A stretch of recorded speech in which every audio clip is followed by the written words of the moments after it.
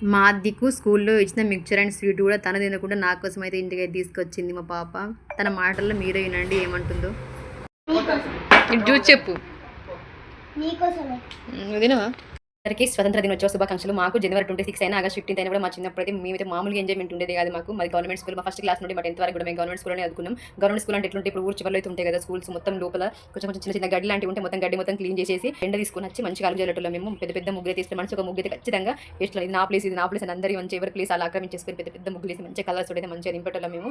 అట్లనే ఎవరి class room వాళ్ళు మంచిగా క్లీన్గా కడుక్కొని బోర్డుల మీద మంచి మంచి ముగ్గులు వేసుకొని ఎవరి క్లాస్ నేమ్స్ అయితే వాళ్ళు రాసుకుంటూ మంచి ఉండేది. క్లాస్ మొత్తం కూడా ఒక్కరు కూడా ఖర్చు ఉండేది కదా. అప్పుడు డెకరేషన్ చేయాలంటే కూడా కటింగ్ పేపర్స్ తోటి మంచిగా పువ్వులు ఎక్కాలి, జెండా రంగులతోటి కాషాయం వైట్ గ్రీన్ మూడు వీటితో మంచిగా క్లాస్ మొత్తం వాటిని డెకరేషన్ చేసుకుంటుంటే మేము.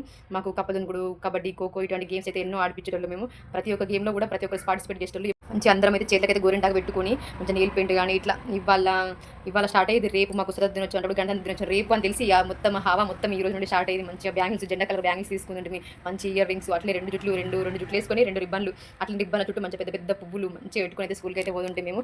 అప్పుడున్న ఎంజాయ్మెంట్ అయితే ఇప్పుడైతే లేదు. మాకు ఇప్పుడు ఇట్లా ఆగస్ట్ 15 జనవరి 26 వస్తుందంటే మాకైతే ఆ రోజులు అయితే గుర్తొస్తున్నాయి. మాతో పాటు మీకు కూడా ఎంతమందికి మీ చిన్ననాటి జ్ఞాపకాలు గుర్తున్నాయో, ఒకవేళ నేను మాట్లాడిన విధంగా మీకు ఎవరికైనా గుర్తొస్తే మాత్రం కమెంట్ అయితే చేయండి.